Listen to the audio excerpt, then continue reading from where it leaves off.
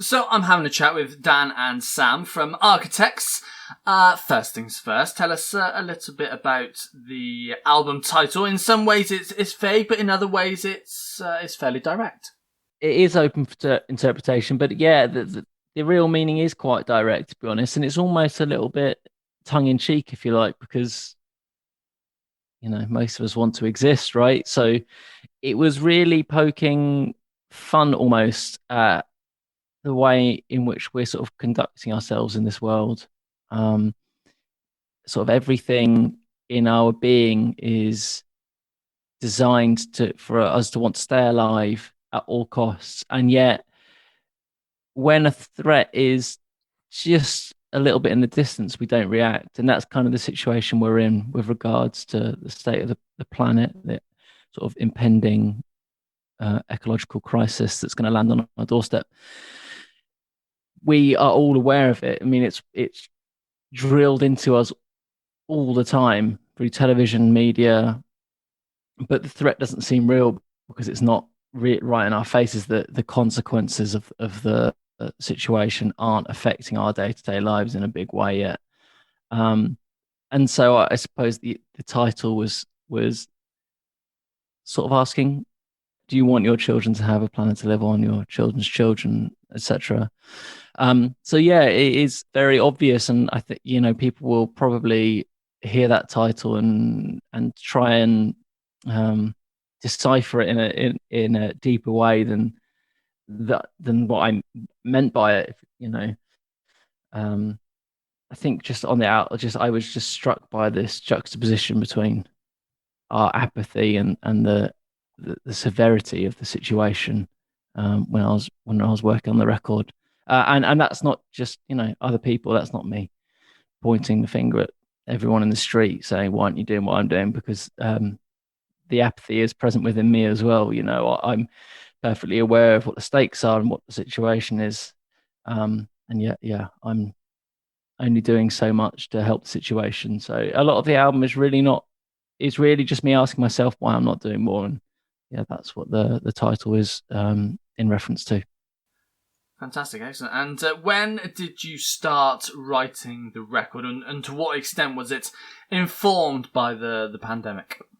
We started before I may be making this up. I think Dan probably started fiddling around with stuff before Holy Hell came out. I would have thought. We have a vibe within us which is just constantly creating. I think the fact that we all enjoy it and we all enjoy having something to focus on is great. And I think if you really want to evolve as a band, and you shouldn't ever just be like, we need to go into the studio for these 2 weeks and write here. I think you have to allow yourself time to experiment and also allow yourself time to fail, to then learn from that and create something better and bigger. So yeah, we've been just non-stop since the end of Holy Hell, or since before Holy Hell. But we had always penciled this time in to record. So I believe the majority of the lyrics were all finished before we started recording, maybe minus a couple, but they weren't influenced by anything. Yeah, there was just like a certain sections of songs we thought, oh well, actually, when it came to crunch time and we were properly recording, we sort of realized, oh, some bits could be better, and rewrote some lyrics. But by that point, the sort of meaning of the song was already was already set. So yeah, there was no influence from the pandemic, but I think the way in which it really relates is we've been aware that there is a threat of a pandemic. Sort of, it's been one of those things that's you've seen again in the fringes of the media. Um, oh, this is a possibility. One day this could happen. It's kind of a matter of time. It's an inevitability, but we don't really carry that threat with us on a day-to-day basis prior to the pandemic. Um, and I think the climate change situation is similar, isn't it? Because we almost don't believe it, and it takes these things to really slap us around the face before we sit up and take notice and decide to take action. Now, whenever a metal band changes their sound, there's always the inevitable backlash. But how important is it to you to continue to evolve and not like pigeonhole yourselves into one genre? I think it's so important. I think especially as a band that has never really called themselves any sort of genre. You know, I see people talking about us being a metalcore band, and it's like, well, good. We're not a metalcore band. You know, I wouldn't ever pigeonhole us in any sort of category. And I think there's always been elements of where we are now throughout our entire career, even down to even on Ruin. You know, I think people seem to think that singing and stuff has sort of come overnight, which is insane. It would have been a lot easier for me if I didn't have to worry about singing in tune all these years, if people weren't really noticing it. But I think it's an interesting thing, isn't it? You look back to when Bob Dylan started playing with electric guitar, and people couldn't believe it and were like disgusted at him and booing him live. And really, I think people become so possessive of bands that they lose the whole point of why bands exist. The bands exist and music is there because it's expressionate, it's creative, it's one person's or five people's idea of what they would like to hear. It's not, and then it's put out there, people's hearts and souls. It's not like you wake up and you're like, oh, there's a song, put it out. You know, it's a full process. You know, and I think if we're not careful, we're going to end up holding bands back and making bands fear taking that leap. The records that they love are always going to be there. They're not going anywhere. They don't like, the band doesn't change and then they go like, I don't want to play those songs anymore. We're going to delete them. They don't exist. You know, music means a lot to people. I understand it. But people need to realize that that's sort of just a soundtrack for maybe a part of their life that they're really fond of as well.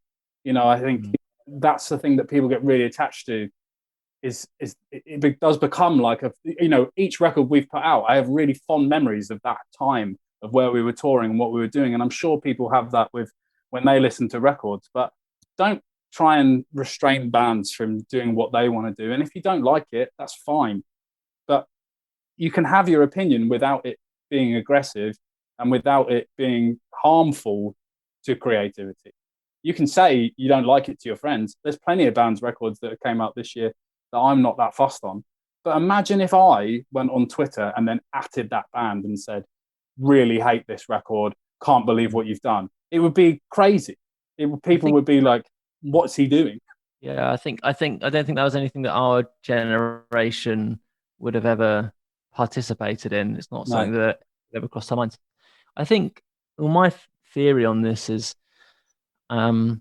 I mean, metal music is essentially angry, isn't it? And I think that people that are drawn to metal music are drawn there because it's a place for their anger, right? It's a place for them to be able to express their anger in a world that doesn't really have a place for it. You know, we can't. Anger is kind of viewed as being ugly, and people are frightened of it, and we don't really have a space for it. And so metal music is kind of like a space for that. So for people to feel what they're not normally permitted to feel.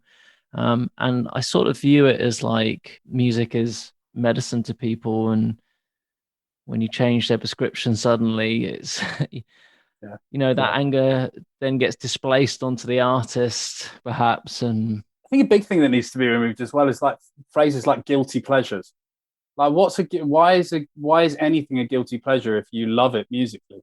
Honestly, I love Nails so much. I love Nails. I think they're a brilliant band. I listen to them a lot. But I also love Evermore by Taylor Swift. I'm not embarrassed to say anything like that. And I think people need to try and not pigeonhole themselves and let that become their identity, and just enjoy music for what it is, of just, oh, that song makes me feel good, or that song makes me want to go for a run, or that song speaks to my like inner angsty like child self. You know, like, music's there to be enjoyed. You don't have to like all of it, but you don't have to sit here and close off and go, I don't want to listen to that because someone said that's not cool. You know?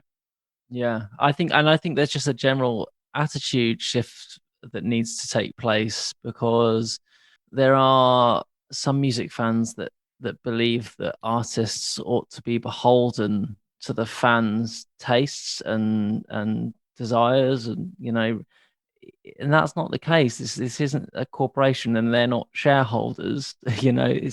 We don't owe them anything. I mean, that sounds really cold, but our duty is to write music that we love that makes us feel something, and that's really the end of it. And I think if we or any artist starts pandering to what they think fans want, then it's no longer authentic. So fans have to ask themselves, what do they want? Do they want bands to be authentic and perhaps risk not delivering the exact sound you want? Or do you want them to fake it and give you exactly what you want? I think if people are honest with themselves, they want the authenticity. Oh, and what were the musical touchstones and inspirations behind the album? I think the most obvious reference to me is before Tom died, we sort of joked about writing what he called a bio-industrial record, which is like a totally tongue-in-cheek um, phrase, but it was something that he had mentioned a few times and we had talked about, and so I think that was part of the mission statement or the brief, if you like, for the record. Wanted it to be a blend between very mechanical, industrial, almost sort of dystopian, bleak sounding, but with a very earthy, like organic, um, emotional side to the record as well, if you like. I think that's why you have a lot of this blend of electronics and strings, because they felt like the two opposite ends of the spectrum, and we just wanted to try and blend those in the most natural way we could into the sound of the band. So that was, I think that probably was the foundation that we started with. Yeah. I think we wanted anthems, didn't we? I mean, and it's I think the dirtiest phrase in metalcore is arena rock. Mm. But there's a lot of arena rock that we really enjoy, and there's a lot we don't enjoy too. But I just wanted to create big anthems that lots of people could enjoy, but do it in a way that felt tasteful. You obviously run the risk with that kind of music of becoming too derivative or generic or whatever you want to call it. And I just wanted to put a fresh spin on that type of music, I suppose, and do it in our own way. It was a little bit more layered, interesting, and fresh. And yeah, I think that's what we did. So yeah, it was like this strange blend. We really wanted it to be extremely diverse, and have a large scope of different feels and textures. And I think that the thing that we've run into in the past, and the reason that we've never done a record this long before, is we felt that we were in quite a small box. And when you're in a box that's small, if you do an hour-long record, you're just repeating yourself too much. There's just not enough room to maneuver. Whereas on this record, we felt like we had the space and the scope to be really expansive and go to all sorts of different spaces. And in doing that, you will write songs that not everyone will like. I always joked with the guys that I wanted to make sure we wrote an album where there was at least one song that every fan hated. Obviously, I'm joking, but when you are going to so many different places on a record, it's a good chance you're going to write. There's going to be a song in there that's not going to sit with a fan, and then for another fan, it might be another song. I think that was just the kind of attitude we had, that let's just take the risks and let's not necessarily aim to please so much. Instead, let's really just spread our wings and be as fearless as we can and be as bold as we can. Cool. So there was a live stream show that you did at the Royal Albert Hall. How was that? It wasn't amazing for me until the fans became involved. Yeah. And obviously it was different this time, but we did like a rewatch and we participated with fans and talked to them whilst we were watching it. And suddenly, like the whole thing came alive to me Yeah. in a way I didn't feel when we were performing. When I was performing, I was just trying to play the songs right, I felt like really under the microscope, and there wasn't the same energy in the room that there is normally. I mean, there's no point pretending that it was the same magic. It just wasn't. I mean, those shows require that unity. It requires the energy that everyone brings to the room, and the band can't provide it on their own. So we just gave it our absolute best. But watching back, it was just so evident what fans bring to the situation, and the magic was that we were able, or the fans were able to breathe life into it or bring it to life in a way that I hadn't imagined or anticipated. Yeah, I think as well, we were lucky. That room has got so much history in it, and it's such a beautiful room. But if we were just doing it in a pub, it would have been. Um, but yeah, like Dan says, like a couple of songs in, you're like, what's right? What's wrong? Like, what's going on here? Like, why isn't the buzz the same? And then you're like, oh, it's that connection. Whether it's like one person that's eye you catch in the front row, and you see how much that song means to them, or whether it's everybody singing along. Just yeah, there's no distractions. You're just like, I have to play as well as I possibly can. Don't go out of tune. Don't go out of tune. Don't go out of tune. Don't go out of tune. It's pretty much what was going through my head the whole time. My favorite moments always of the set are actually the moments where I'm not playing drums, and it'll be singing with Sam, and I can just pop my in ears out and just sit back and take it in, and enjoy that, yeah, that moment of unity that is really really powerful. And I think that on a very like primal level, we're all missing that a lot at the moment. But the thing I think actually the nicest thing for me on the actual when we actually shot it at the event was just sort of reigniting the camaraderie between us as bandmates, and also just as much our touring crew as well. And it's a real family feel between us and our crew, and we've been completely separated through this pandemic, and that's been really really sad. And the sort of feeling I got as I walked up to my drum kit for sound check was a feeling of disappointment that this is just today, and this isn't. It felt like it should be a pre-production rehearsal before we go on a huge tour, and it made me. It just brought into focus how much I really miss it, because we have a lot of privileges in our lives, and we're not quick to complain about the lack of touring, because you know we're getting by, and we have good lives. And there's a lot of people that are really suffering in this situation, in this pandemic.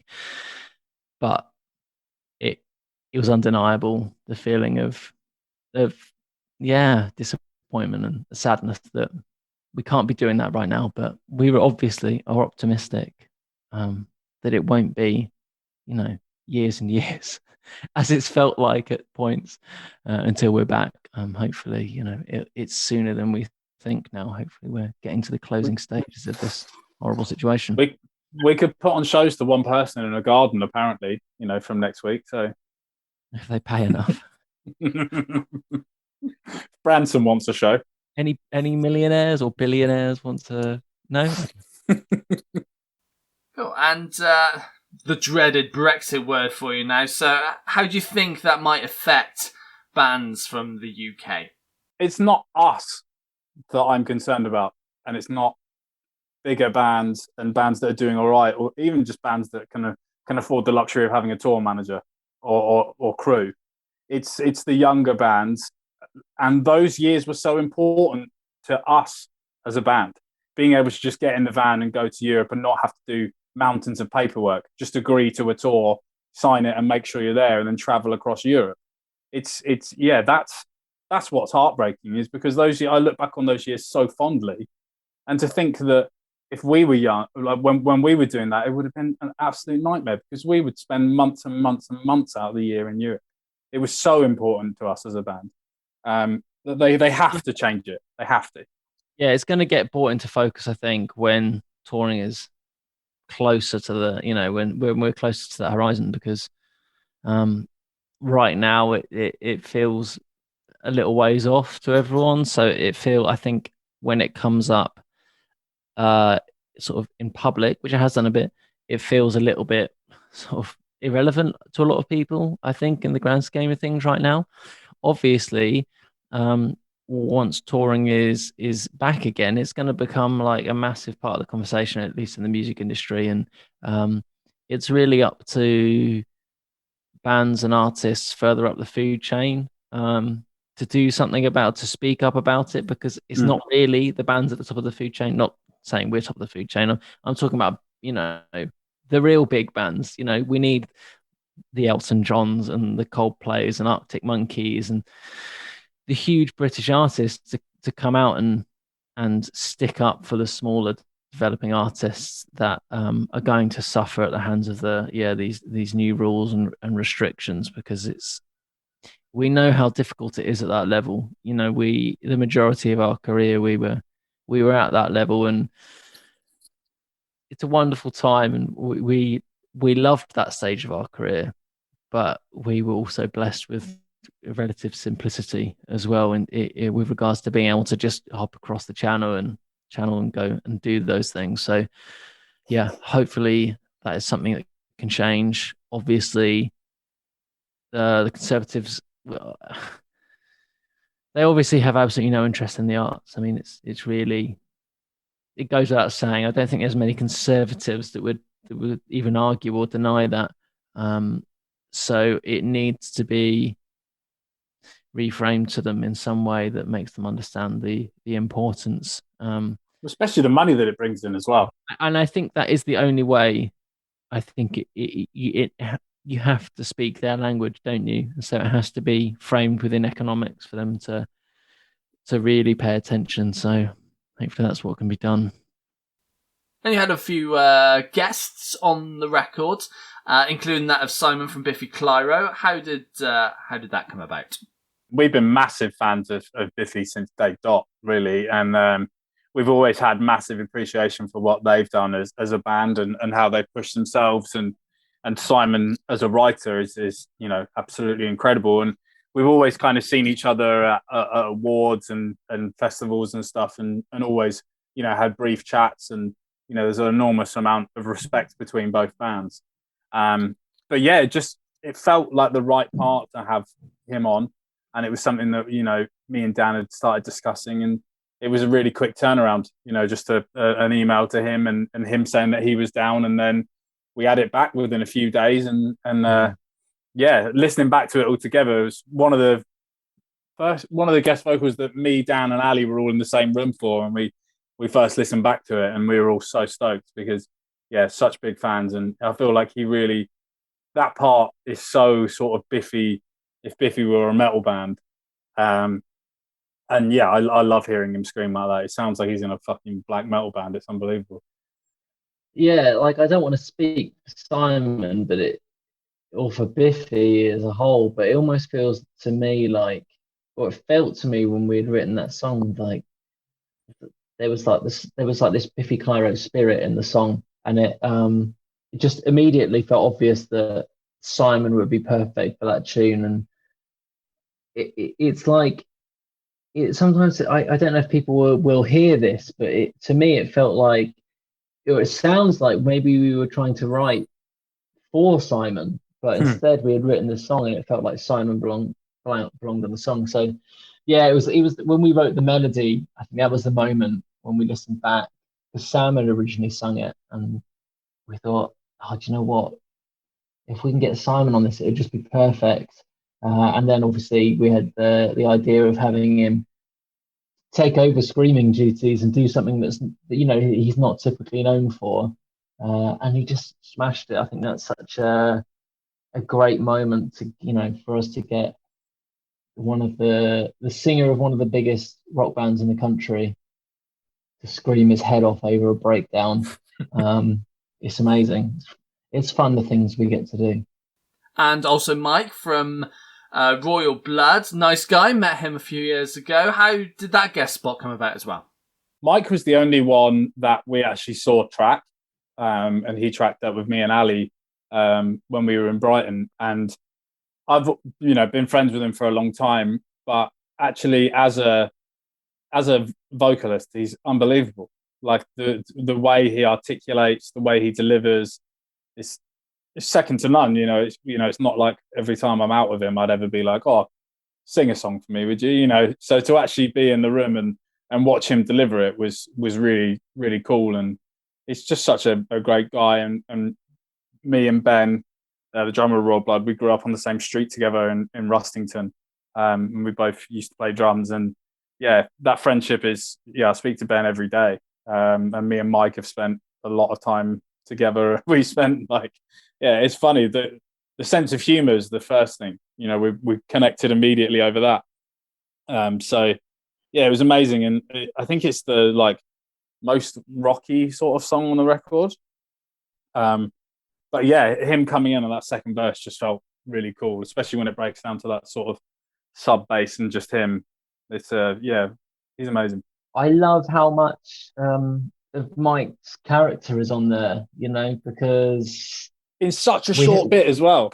Yeah, we had this outline for what we wanted to do and the words, but he just really owned it and made it, so him, it's full of his character. And I also just love the fact that we've made a record that can accommodate someone like Mike, because there was no way we would get him on any of our other records.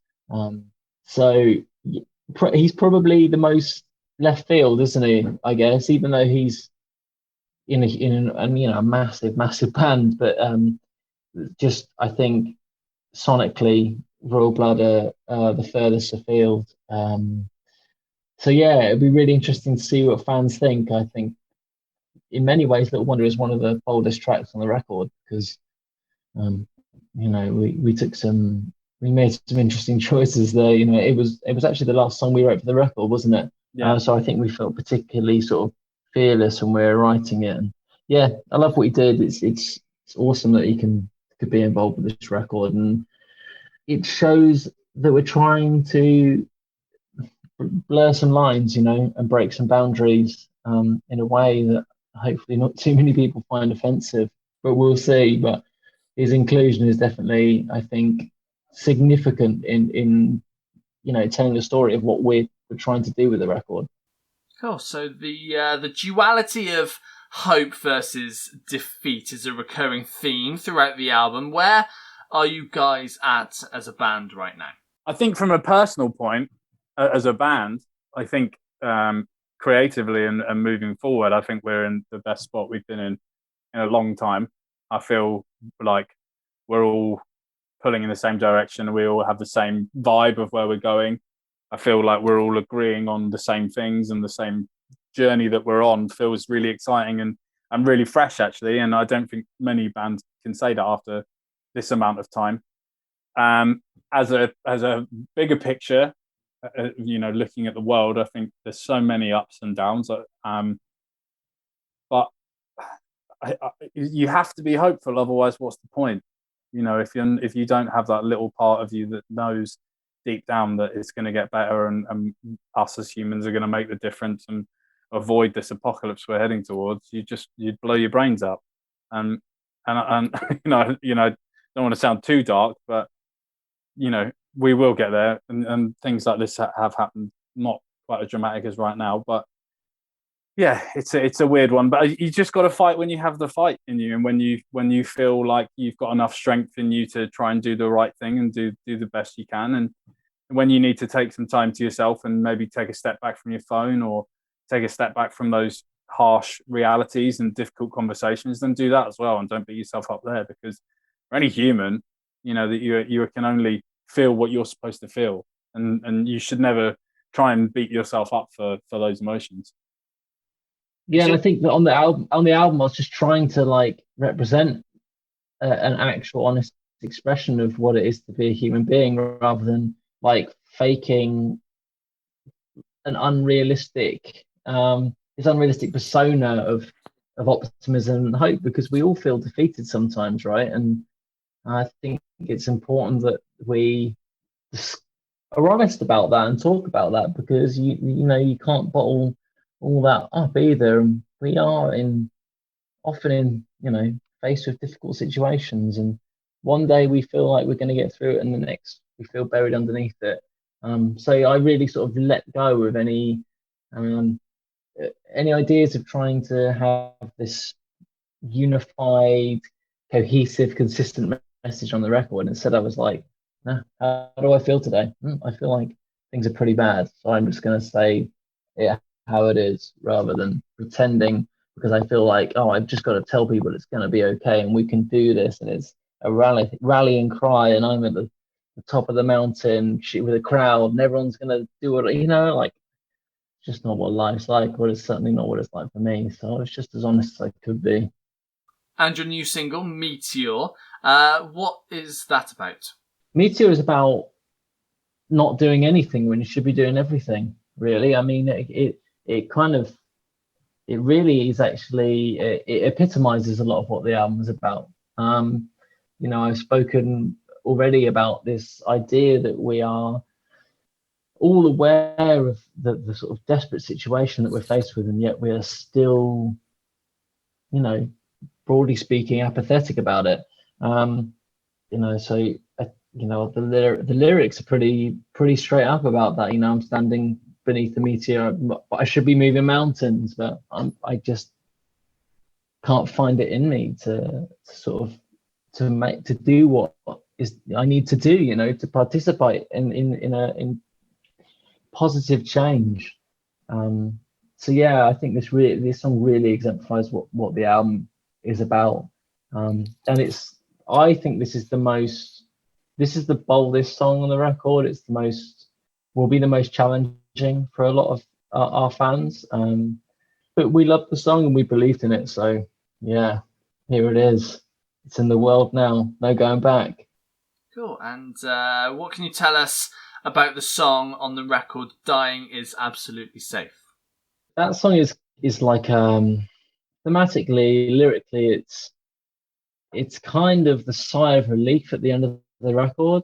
A lot of the album is really heavy, not musically, sorry, but thematically, the album is very, very heavy at times. It's quite bleak, but Dying is Absolutely Safe was kind of a reminder to myself not to get too bogged down in all of it. We carry a lot on our shoulders, all of us. Most of it is trivial, not all of it.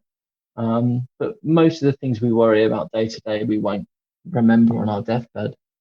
And yeah, also a lot of what we worry about day to day, when you distill it, you can find that what we're really worried about is dying, or something to do with our mortality. And having had a brush with death, having lost my brother, I just realized on a more profound level that we are going to die, and that is okay. That doesn't mean I'm not scared about it. It doesn't mean I've not transcended the fear of death. It still scares me. I want to stay here with my wife, my daughter, my friends. I want to live more life. But when we let go of this sort of like irrational, animalistic desire to live, you sort of see with a little bit more clarity that it is okay. It will be okay. And it's a really difficult topic of conversation, because I always feel like when I speak about this, I have to make disclaimers, because I don't want to sort of say, it's okay for people to commit suicide. It's far more complex than that. I just think that if we spend our lives clinging on a little bit less, then we might live with a little bit more freedom, a little bit more happiness. Just you have to wonder how much energy we waste, clinging on to things that we have no control of. So it was just kind of the reminder at the end of the record for myself, and it in that, there's contradiction, because a lot of the record is me sort of desperately saying we've got to sort this out, and then at the end of the record, I'm going, well, we did die, and that's okay, and if we all died, that would kind of be okay, right? I mean, the planet would be okay, and the album's full of contradictions, but I'm really, really proud of the song. It went through lots of evolution. It started as like a totally like this electronic string-based song, and then it evolved into an acoustic piece. And I think we probably felt fearful of exploring the idea of an acoustic song. It's a hard thing to pull off, I think, in a tasteful way, especially for bands like us. I think it can come off wrong, really, really easily, because you don't want to. Although I like a lot of singer-songwriter acoustic music, like it just wouldn't gel with the aesthetic of our band. So we had to do it in the right way, but I feel like we did, and I love there's this shift in mood on the very end of the song, which you just don't find anywhere else on the record. I mean, there's like there's musical things that occur on the end of the album that I don't know if we've ever done before, but certainly doesn't occur on the rest of the record. So you get this real palpable shift in feel and mood right at the end to bring the album to a close, and it really came off perfectly, and I'm really proud of it, because I like 4 years ago when my brother died and I decided to try and figure out how to write songs. I had literally no idea what I was doing. I'd never written any music before, and I think listening back to that, I felt actually quite proud of myself for once, that I had managed to sort of figure out how to do this, and I was sort of slightly astonished that had come out of me. So that's the most you'll get me bigging myself up. But yeah, I'm particularly proud of that song, and particularly those closing moments. So, question for you, Sam. How has it been for you watching Dan evolve as a songwriter over the last few years? It's been amazing, man. I think it's been a pleasure to watch, and at points encourage as well, because I think we're all only human. I think sometimes these elements of doubt can creep in. I think especially when you're writing songs. So it's been really important for all of us to really big Dan up and tell him when things are really working, and how proud we are. And I think I live through his words, and spend so much time with them and delivering them properly, that I really get to experience them firsthand. Even things that don't make it to the record, I love. So he's very critical, but I think it shows that if you want something enough, you can make it happen. And I think he's always sort of been around Tom and been around, the band and writing, but to do a song like that is not an easy feat. To be able to create a song that at the end sounds kind of like Sigur Rós from a metal type band is and still keep that creative vibe that's around the band is not an easy feat. And I think especially with this record, a lot of bands move in a sort of different direction and completely lose their identity. And I think it's no easy feat to be able to create a record as genre spanning as this, and it still be able to sound like Architects. And all of us are very proud to be working with Dan and being able to help shine a light on his creativity. And obviously, we're in the middle of this pandemic, but what does the rest of the year have in store for Architects? Well, if we can, we'll tour the world, and if we can't, we'll write another album. I mean, it's as simple as that, really. Yeah. I mean, we obviously want to get out there, and we want to tour, and this record seems to be broadly accepted. I mean, it feels like a success at this stage. A few days out from the release, definitely get a sense that it's worked out. That we feel vindicated in making the changes that we've made. But if we can't get out there, we accept it, and we will keep writing music, and we will start working on another record. and we can live with that either way. You know, obviously, if we can tour, that'd be our preference. If we can't though, we are also happy to stay at home and write music. That's all we're able to do. Well, Dan, Sam, thank you very much.